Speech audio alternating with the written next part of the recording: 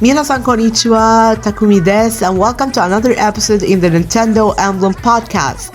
It's your terminal and destination to the Nintendo world, and today I'll be talking about a really important and interesting thing today, which is what is the Nintendo Switch basically.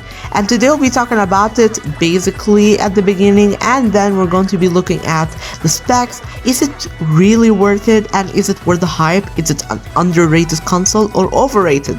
We're going to see everything today, but please don't forget to subscribe if you are listening to us from YouTube, or if you're listening from Spotify, please don't forget to follow. Now let's start with what is the Nintendo Switch. If you are unfamiliar with this console, you will be in a full understanding state after this episode. So let's start with the basics. The Nintendo Switch is a video game console developed and manufactured by Nintendo. It was first released worldwide in March 2017 and quickly became a sensation among gamers of all ages. Actually, it was a great hit after the failure of the Wii. The Nintendo Switch is unique because it can be played in multiple mods, making it versatile and suitable for all kinds of players. You can play it in docked mod, which allows you to play it on TV, tabletop mod, which lets you prop the console on a flat surface, or handheld mod, which allows you to play it on the go like a traditional handheld gaming device like the 3DS and the DS and the Game Boy Advance. What's great about it and what makes it really special? The special about it that it's the first fully hybrid console. Like all the consoles like the PS4 and the PS Vita, they're both are like separate consoles, and we have the Wii U and the 3DS, both of them are separate consoles, but the Switch is a complete new console that fixes the problem to make it a complete hybrid console. It combines the power of the traditional gaming console with the portability of a handheld device, making it unique and a convenient way to play games. The Switch also is famous for its exclusive games such as The Legend of Zelda Breath of the Wild, and we got Tears of the Kingdom in the future, I guess May, and Super Mario Odyssey, Animal Crossing New Horizons, Splatoon 3, Splatoon 2, Fire Emblem 3 Houses, Fire Emblem 3 Hopes, and more games. Now, there's a version called the Nintendo Switch Lite. What's the difference between it? Well, the Switch Lite is a smaller and more affordable version of the Switch. It was released in September 2019 and is designed for handheld play only. Unlike the original Switch, the Switch Lite doesn't come with the attachable Joy-Cons or the ability to connect it to a TV. The screen is smaller in size at 5.5 inches and the battery life is longer lasting. What about the specs of the Nintendo Switch? The Switch has a 6.2-inch touchscreen display and can produce a 720 pixel resolution in handheld mode. When docked, it can produce up to 1080 pixel resolution on a TV. The console is powered by a custom NVIDIA Tegra X1 processor and has 40 GB of RAM. And if you have been up to the news, you would know that this chip made some problems to Nintendo where people were able to access the RCM, which is the recovery mod, and able to mod the console to get everything for free, get more custom themes, and a lot of stuff. So unfortunately, you can't mod it anytime now, which is something sad. Anyways, it's really interesting console. What accessories does come with the console? Well, the Switch comes with a set of Joy-Con controllers, a Joy-Con grip, a dock, and an HDMI cable.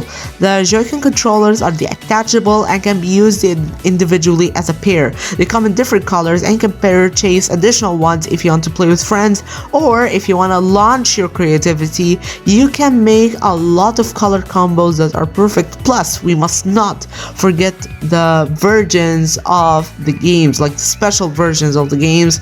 They get a beautiful, stunning, creative versions of the Nintendo Switch. Now, the battery life, it extends from 2.5 to 6 hours in handheld mode, depending on the game you're playing, and of course battery life can be extended by reducing the brightness of the screen, turning off Wi-Fi, and disabling the vibration feature. Unfortunately, they don't make like the experience great, but if you do want to reduce the battery life consumption, of course if playing it on TV, it's unlimited. What kind of games are available on the Nintendo Switch? Nintendo Switch has a vast library of games for everyone, including popular titles such as Super Smash Bros. Ultimate, Mario Kart 8 Deluxe, Legend of Zelda, Breath of the Wild, and Tears of the Kingdom in future. We got Splatoon, we got Pikmin, we got Fire Emblem. We got right now 4 Fire Emblem games. Like, we got a lot of titles, and of course we have a lot of indie games and smaller titles that are exclusive to the Nintendo Switch library, and it continues to release new games for the Nintendo Switch, so the library is constantly growing. We have reached around 600 game on the Nintendo Switch, which is a pretty high number and something so good. Now, what's the difference between it and between other consoles? Nintendo Switch, first of all, as we said, it's a hybrid console, so it delivers all the gaming experiences you want. Secondly, it got a great library of games. As we said, like, PlayStation have some games, but like, you don't feel you're playing something officially original. Like Nintendo, they have first party games like Mario, The Legend of Zelda, Splatoon, Pikmin, Fire Emblem. You feel like those games are original, they're in our hearts. But when we come to talk about PlayStation or Xbox, like, we could remember Minecraft, but of course Minecraft is Mahjong, not Microsoft. PlayStation, I don't guess I know any games of them. Those are different opinions, like, don't get mad if this opinion is opposite of yours, but that's the opinion of a game designer like me. I guess a young game designer. Now, is it worth it? If you want graphics and stuff, it's not your place. If you want games, if you want a better gaming experience, 100% go and buy it now. It's actually an amazing console, and I've tried it since I'm a Nintendo fan, and like, it's a perfect console if you wanna search for experience and great facilities. Plus, the games also are not bad in resolution or graphics. They're still great and they're still playable. Plus, you get a lot of the games that are famous on the PS4 or PS5, Xbox X. You get a lot of amazing experiences. And of course, replying to some of my friends who are saying that the Nintendo Switch games are anime games and finding anime silly, no, they're not. I swear they're not. I guess this console gets a rating according to Nintendo's experience of work and the workflow we have been seeing from Nintendo, from the Wii to the GameCube to the Wii U to the Nintendo Switch right now. I guess I would give them rating 8.6 out of 10. First of all, why did I get, like, why is there 1.4 not there? Okay, I'll tell you. Because first of all, we didn't get any themes. Like, I feel like I'm playing in a black box that doesn't have any music, animation. The UI, I could say it's terrible. I really hate the UI. It's like the worst UI I've ever seen in my life.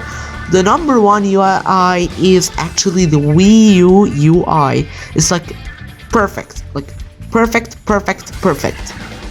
The Nintendo Switch, just black and white, and even so close, so like, damn, like, you can't feel you're playing a console UI. Like, there's no music even. Like, I've always wished, like, the most beautiful thing on the Nintendo Wii is like when you open the Nintendo Wii menu. It's beautiful with the music and the cursor, everything in the UI is perfect. But when it comes to the Nintendo Switch UI, I don't find anything new. Like, just silent, nothing.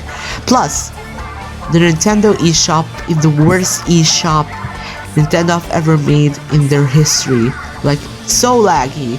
Just the design is terrible. Plus, we got no, like, sound effects or music in it, like the Nintendo Wii eShop or the Nintendo Wii U eShop or the 3DS eShop. All of them got something new, something fresh, something that lets you, yeah, I wanna stuck there and look at the games. But here on the Nintendo Switch, no, I can't find that. Plus, when you speak about the Nintendo Switch and what's bad about it is that it's not pretty famous in Middle Eastern countries.